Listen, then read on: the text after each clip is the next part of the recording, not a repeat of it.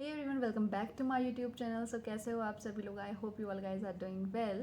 So I'm Ishika and I'm pursuing my MBBS from Kazakhstan, and being a medical student in abroad, I'm gonna discuss some points about MBBS abroad, and there are some myths and some truths also. So I'm gonna tell you all the things about MBBS abroad, and I'm going to clarify all the points which are I feel important. And if you want to take admission in MBBS abroad, then you should know. So is it worth it or not?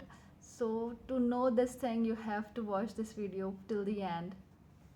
So first thing is that हर कोई सोचता है कि M B B S abroad करने के बाद हम India वापस आ सकते हैं, हम एज अ डॉक्टर प्रैक्टिस कर सकते हैं या नहीं. सो सिंपली इसका आंसर यही है. आपको चूज़ करनी होगी M C I approved university. उधर से आपने ग्रेजुएशन की है तो आप इंडिया वापस आ सकते हो. इंडिया में आपको इंडिया का एग्ज़ाम देना पड़ेगा, एग्ज़िट एग्ज़ाम जो होता है इंडिया का. और अगर आप अभी मेरी वीडियो देख रहे हो इसके बाद आप एडमिशन लोगे तो obviously you have to give the next exam देने के बाद you are eligible as a doctor in India, और आप अपनी प्रैक्टिस कर सकते हो. तो यहाँ पे ये नहीं है कि अगर आप M B B S abroad कर रहे हो तो इंडिया में प्रैक्टिस नहीं कर सकते. देन क्वेश्चन आता है कि अगर M B B S abroad करनी है तो विच कंट्री इज़ बेस्ट. तो अभी हम देख सकते हैं यूक्रेन और रशिया में बहुत बहुत ज़्यादा ऑप्शन था M B B S abroad का. अभी भी है रशिया में तो, पर ऑब्वियसली आपके पेरेंट्स और आप नहीं प्रेफर करना चाहोगे ऐसी कंट्री को जिसमें अभी तक इतना ज़्यादा वॉर का इशू चल रहा है. और जो ये यूएसए वगैरह इनको पहले से ही कर दो, क्योंकि उनमें इतनी ज़्यादा फीस है, आप इंडिया में ही कर लोगे. तो सिंपल सी बात है, अगर आप M B B S abroad जा रहे हो, अपने घर वालों से दूर जा रहे हो, तो आपको कुछ फ़ायदा होना चाहिए, आपकी प्राइस कम लगनी चाहिए. इसी कंट्री अगर आप देखते हो तो ये आपका ऑप्शन बचता है कज़ाकिस्तान का, किर्गिस्तान का, जॉर्जिया का. ये सब कंट्रीज़ हैं जिनसे हमारे कनेक्शन भी अच्छे हो. हमें चीज़ ये देखनी है, और माहौल कंट्री का भी ठीक हो. ऐसी कंट्री आप चूज़ कर सकते. फिर कुछ लोगों का जो होता है कि पढ़ाई जो है आपकी कौन सी लैंग्वेज में होगी. वहाँ पे तो रशियन है, कज़ाक है, या फिर किसी और कंट्री में तो कुछ दूसरी लैंग्वेज है. तो आप जिस मीडियम को चूज़ करते हो उसी मीडियम में पढ़ाई होती है. आप जब M B B S abroad के लिए ऑप्ट करते हो आपको ऑप्शन मिलता है इंग्लिश का, और आपका इंग्लिश में ही पढ़ाई होती है सारी. इंग्लिश डाउट होता है कि क्लिनिकल एक्सपोजर कैसा होगा, तो इस चीज़ के बारे में भी बिल्कुल चिंता करने की ज़रूरत नहीं है. यूएसएसआर में होता है क्लिनिकल एक्सपोजर अच्छा, और मेडिकल क्लासेस भी होती हैं. एक्सपोजर अगर आप कंपेयर करो इंडिया के जैसा आपको नहीं मिल सकता, क्योंकि वहाँ पे एक जो डिसएडवांटेज में मैं अभी डिस्कस करूँगी वो लैंग्वेज बैरियर होता है. तो उसमें आप थोड़ा सा फील करोगे कि नहीं यार यहाँ पे थोड़ी बात गड़बड़ कर रही है. पर वो क्लिनिकल एक्सपोजर कराते हैं, क्लिनिकल क्लासेस लगती है, हॉस्पिटल्स में हम लोग जाते हैं. और जिस तरह वो इंटरेक्शन वाला पोर्शन वहाँ पे जो है वो एक लैकिंग पोर्शन होता है, क्योंकि आप इतना अपने पेशेंट से इंटरेक्ट करके उसको नहीं कर सकते हो, उस चीज़ को फील नहीं कर. सो नेक्स्ट जो होता है, पेरेंट्स को बहुत ज़्यादा वरीड होते हैं. मैं जिस टाइम पे एडमिशन ले रही थी मेरे पेरेंट्स भी बहुत वरीड थे इस बात को लेके कि रहने का क्या सीन है, वहाँ पे लिविंग क्या है. तो पहली बात, आपको हॉस्टल्स मिलेंगे. जब आप इनिशियल ईयर्स में जाओगे तो मस्ट होता है कि आप हॉस्टल्स में ही रहोगे.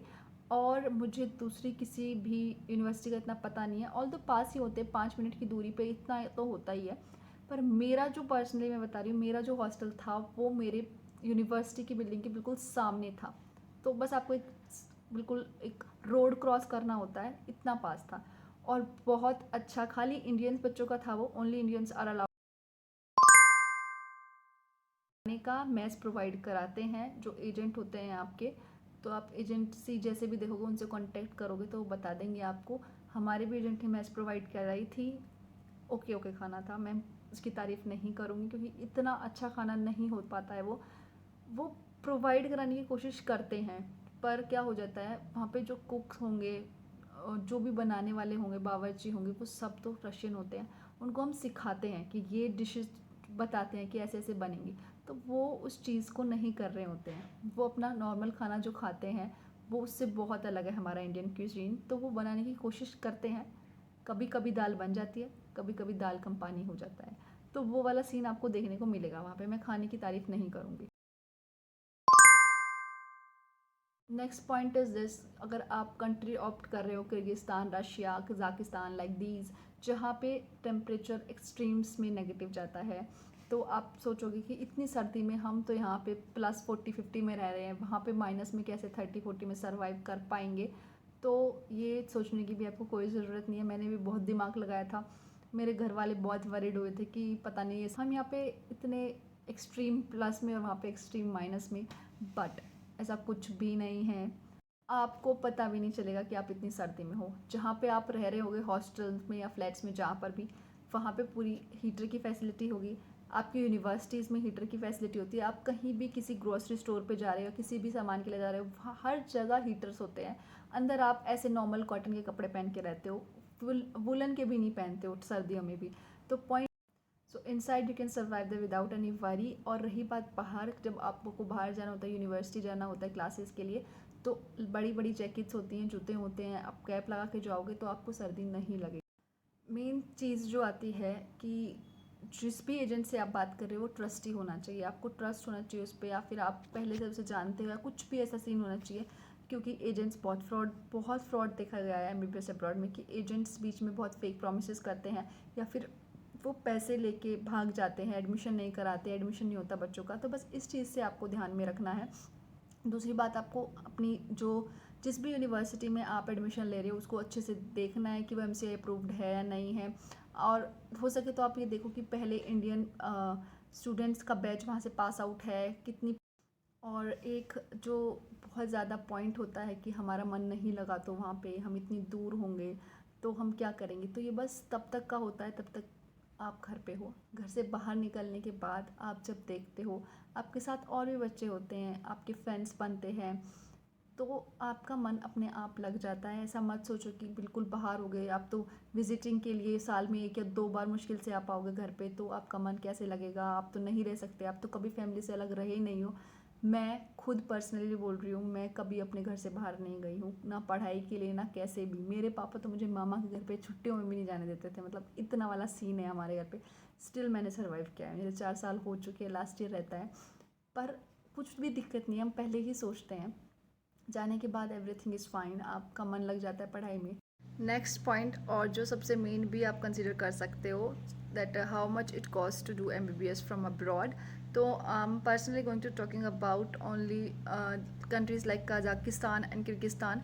यहाँ पर आपको 30 लाख अप्रॉक्स, आप मैक्सिमम 35 लैक्स मान के चल लो, 30 to 35 लैक्स आपका सारा ट्यूशन फ़ीस, आपकी कंसल्टेंसी फ़ीस, आपका ट्रेवल्स का, आपका लिविंग एक्सपेंसिव, सबको लगा के आपका इतने में MBBS कंप्लीट हो जाएगी आराम से। मैं खुद बता रही हूँ आपको, 30 लैक्स, 35 मान के चलो। हाँ, अब अभी आपका डिपेंड करता है कि आप रह कैसे रहे हो। आपके लिविंग एक्सपेंसिव अगर इतने ज़्यादा होंगे तो फिर वो वेरी कर सकता है। और थोड़ा ट्यूशन फ़ी जो है यूनिवर्सिटी टू यूनिवर्सिटी वेरी करती है। और अगर हम अपना ड्यूरेशन की बात करें कि MBBS की ड्यूरेशन कितनी होगी, तो मेरी खुद की MBBS की ड्यूरेशन जो है 5 साल है वहाँ पर। और इंटर्नशिप वहाँ पे होगी उसी में इंक्लूडेड। एंड आपको इंडिया आने के बाद जब आपका एग्जिट एग्ज़ाम क्लियर हो जाएगा, आप इंडिया में फिर अपनी इंटर्नशिप कर सकते हो। तो जो है ड्यूरेशन ज़्यादा नहीं है। मेनली इन कज़ाकिस्तान ड्यूरेशन आपकी कम ही है as compare to other countries. Russia में 6 साल की MBBS है, फिर इंटर्नशिप। तो उसे देखते हुए मैंने prefer why I am taking admission in Kazakhstan is the only reason is duration, कि मेरी 1 साल बच रही थी। तो ड्यूरेशन इधर कम है ऑब्वियसली। और पढ़ाई सब जगह सेम है, पूरे SSR में सेम पैटर्न है, सेम पढ़ाई है, सेम सब चीज़ें सेम है। तो कोई मतलब नहीं है आप इधर उधर भटक रहे हो। और जब माहौल आपको सही मिल रहा है, पढ़ाई सेम है, टाइम कम लग रहा है, तो I think Kazakhstan is best. अगर आप इधर उधर किर्गिस्तान और रशिया इधर उधर का देख रहे हो तो कज़ाकिस्तान बेटर है, क्योंकि वहाँ पे भी यही। तो that's it for this video. और अगर आप भी MBBS अब्रॉड के बारे में सोच रहे हैं तो आप जा सकते हैं, आपको जो कंट्री ठीक लग रही हो। यहाँ पे मैंने कोई ये नहीं प्रमोट नहीं किया कि आप कज़ाकिस्तान में ही जाओ। मैं कज़ाकिस्तान में हूँ तो उसके जो प्लस पॉइंट्स थे मैंने आपको बता दिए, और मेरे को उसमें कुछ ऐसा लगता नहीं है कि आप अगर जाओगे तो आपको फेस करना पड़ेगा, एवरीथिंग इज़ ओके ओके। तो दैट्स वाई मैंने उसका वो चीज़ नहीं बताई है। और उसमें पॉइंट्स जो है उसके प्लस में ही है, उसमें ड्यूरेशन और एवरीथिंग, कॉस्ट ऑफ लिविंग करके, क्योंकि स्टडी पैटर्न सब जगह सेम है, सब जगह आपकी पढ़ाई ऐसी होने वाली है, तो इसलिए मैंने बोला है। अदरवाइज़ आप कोई भी दूसरी कंट्री जो आपको सही लगे इसको चूज़ कर सकते हो, बट पॉइंट इज़ दिस, आपको पढ़ना पड़ेगा। You have to do hard work अगर आपको डॉक्टर बनना है तो, क्योंकि हार्ड वर्क करोगे, पढ़ोगे, तभी आपको कुछ आएगा।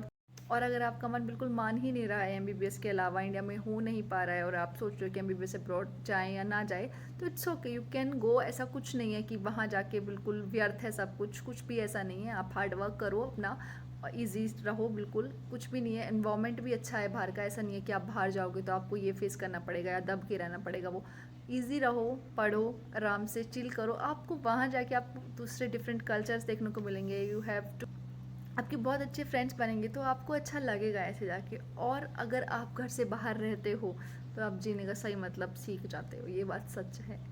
तो that's it for today. Take care of your yourself अगर आपको ये वीडियो अच्छी लगी हो तो लाइक करना, सब शेयर करना एंड सब्सक्राइब करना। Bye bye.